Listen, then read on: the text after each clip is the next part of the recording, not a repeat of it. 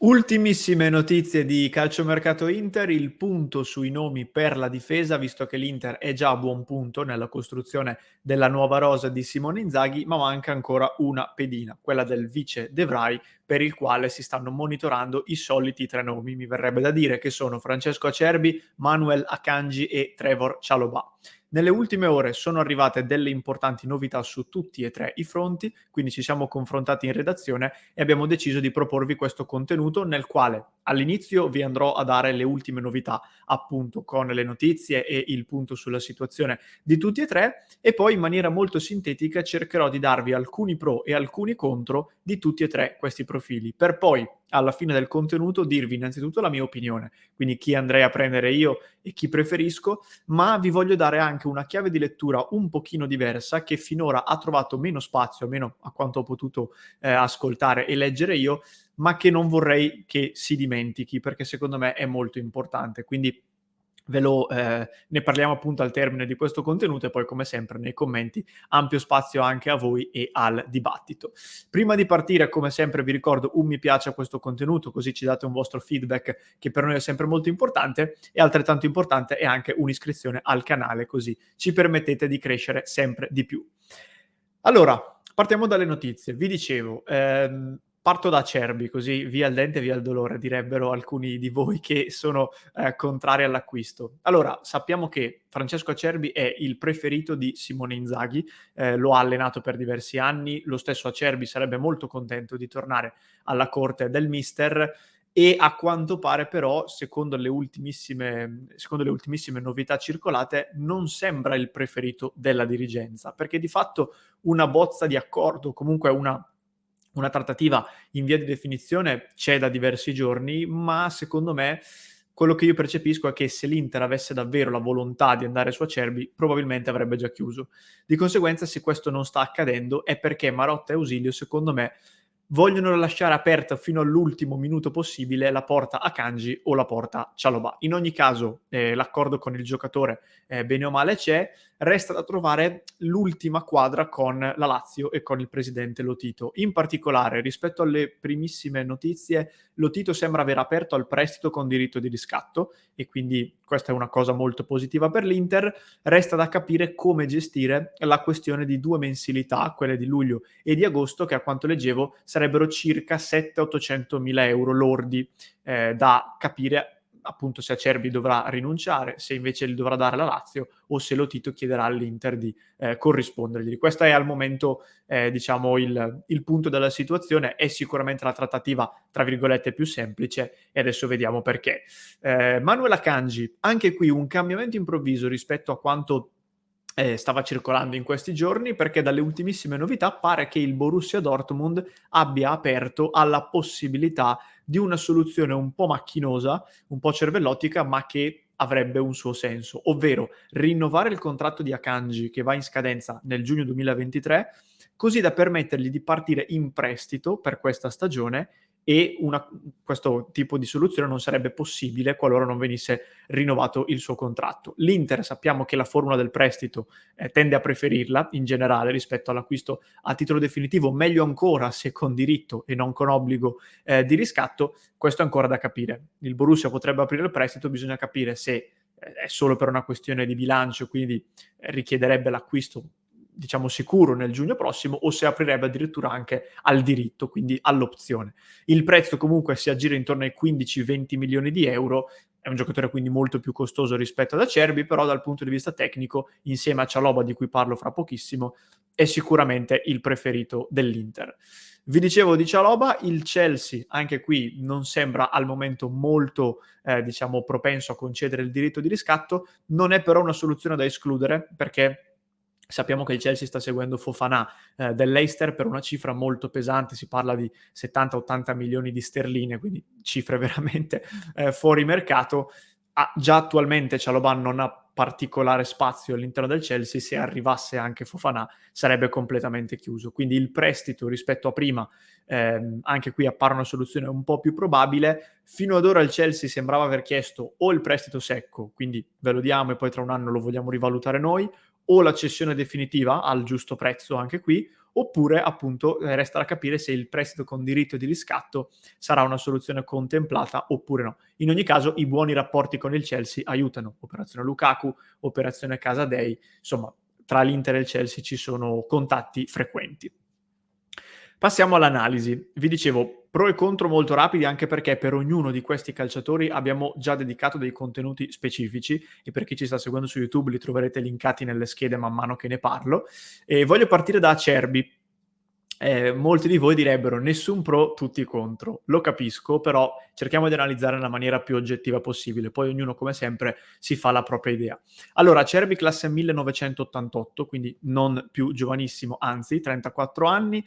Quali sono i pro di Acerbi? Sicuramente pronto subito, giocatore esperto, già abituato a giocare a 3, già abituato a giocare con Inzaghi e già abituato a giocare in Serie A. Quindi di fatto rientrerebbe nell'identikit perfetto.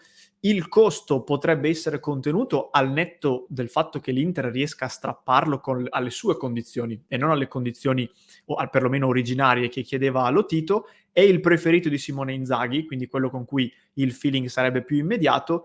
E altra cosa da non sottovalutare, non avrebbe la pretesa di giocare sempre o comunque di giocare spesso. Verrebbe qui, si farebbe la sua panchina e cercherebbe di farsi trovare pronto qualora servisse al posto di De Vrij. Quali sono i contro di Acerbi? Lo dicevamo, non è più giovanissimo, anzi ormai 34 anni. Tra un anno rischi o di non averlo più qualora si procede per un prestito con diritto di riscatto, ma allo stesso tempo rischi di non avere più nemmeno De Vrij, perché va in scadenza a giugno 23. Attualmente non ci sono novità sul rinnovo di contratto. Io penso che l'Inter glielo possa proporre, però c'è sempre il rischio che De Vrij faccia per esempio lo stesso ragionamento che ha fatto Perisic e quindi dica ormai a 30 anni mi gioco la carta Premier League se trovo qualche club che mi chiede, e quindi tra un anno rischi di non avere più né il titolare né la riserva.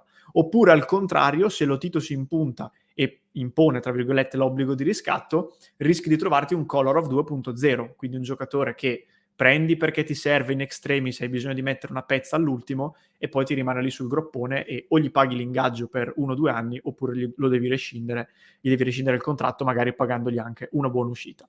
Ed infine, questo lo sapete in molti, tanti tifosi sono contrari per 1000 questioni, in particolare l'episodio di Lazio-Milan dell'anno scorso, e quindi la piazza non sembra caldissima, per usare un eufemismo.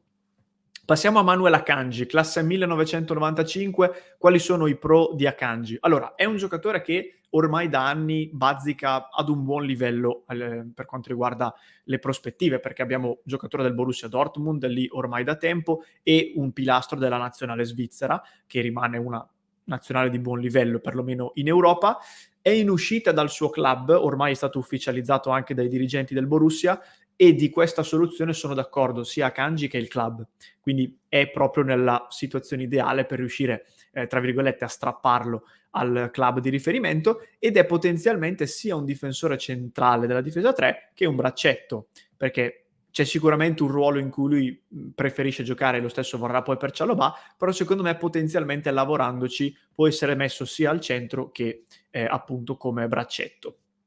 Quali sono i contro di Akanji? Rispetto ad Acerbi è ovviamente un giocatore molto più costoso, vi dicevo prima 15-20 milioni di euro vorrebbe il Borussia che, non essendo un club italiano, sappiamo che spesso quando si va a trattare con club stranieri, soprattutto tedeschi, inglesi e di questi campionati ben messi economicamente, è difficile concordare delle formule fantasiose o delle formule che lasciano ampio margine al club che acquista. Infatti fino ad ora sono stati abbastanza fissi sul loro punto, sia il Borussia che il Chelsea.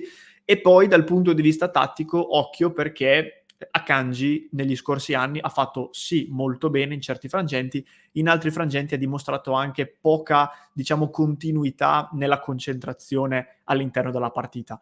E quindi già questo è un problema di per sé. Se ci aggiungiamo il fatto che verrebbe per fare la riserva e quindi non giocherebbe ogni domenica 90 minuti, c'è il rischio che questo problema si aggravi, tra virgolette, e quindi ti può servire quella volta, svarione difensivo, prendi gol, e questo è un problema, mettiamola così. Chalobah, ultimo nome, classe 1999. Vi dico già che i pro e i contro di Chalobah e di Akanji sono simili, perché sono anche profili tutto sommato simili. I pro di Chalobah: è giovane, il più giovane di tutti e tre questi nomi. dal punto di vista tecnico è un difensore che mixa l'aggressività atletica e fisica, diciamo così, ad una discreta tecnica che secondo me potrebbe ancora migliorare, però parte da un buon livello. Anche lui secondo me è sia un braccetto che un difensore centrale, potenzialmente può fare entrambi i ruoli, e anche per Akanji può valere questo discorso, ma secondo me per Chalobah ancora di più. Tra 1 o 2 anni, se fa bene, può potenzialmente valere il doppio di adesso, perché è un giocatore di 22-23 anni che andreste a pagare circa 15 milioni, anche qui 15-20, è sufficiente che faccia 1 anno o 2 buoni in un Inter che magari riesce anche a vincere lo scudetto o comunque fa molto bene, e secondo me in condizioni normali almeno una trentina di milioni poterli ricavare da uno come lui. Quali sono i contro di Chalobah? Allora, innanzitutto che, e anche questo valeva per Akanji, me lo sono scordato, è uno che secondo me vuole giocare. È giovane, è in rampa di lancio, difficilmente rimane in panchina in silenzio e tranquillo tutto l'anno. Richiederà un po' più di spazio rispetto a quanto, per esempio, non possa richiedere a Acerbi. Anche per quanto riguarda Chalobah, va trovato l'incastro giusto con il Chelsea. Abbiamo detto buoni rapporti, tutto quanto, però va comunque trovato l'accordo.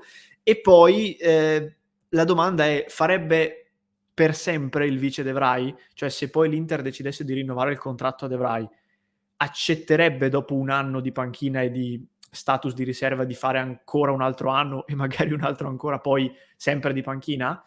O rischieresti di dover a un certo punto lanciarlo titolare e quindi prendere una decisione importante su De Vrij o su Skriniar? Questo secondo me è una cosa da tenere in considerazione, perché, e anche qui vale per Akanji, ma vale ancora di più per Chalobah, se poi ti esplode in mano, tra virgolette, è sicuramente una cosa positiva, però poi bisogna considerare che va presa una decisione su De Vrij o su Skriniar. Questi erano i pro e i contro. Ora vi do la mia opinione, anzi prima vi do il punto di vista diverso di cui vi volevo parlare prima e di cui secondo me si è parlato poco.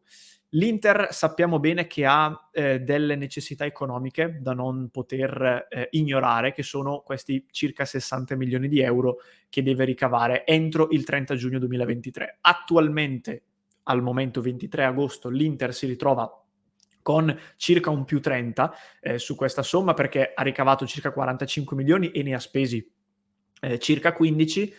Quindi attenzione, perché 30 milioni significa che ne mancano altri 30 circa per arrivare a 60.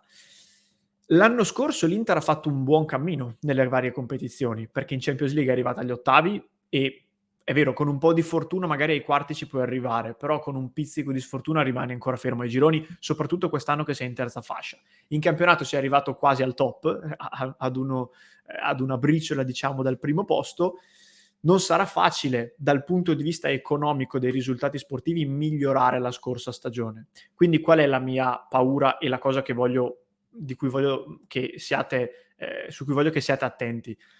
Mancano 30 milioni. Se l'Inter quest'anno sciaguratamente dovesse magari uscire ai gironi in Champions, essendo terza fascia, e magari non riuscire nemmeno questa volta a vincere lo scudetto, questi 30 milioni, che già non sono pochi, rischiano di diventare ancora di più, perché rispetto alla scorsa stagione rischia che ti manchino degli introiti.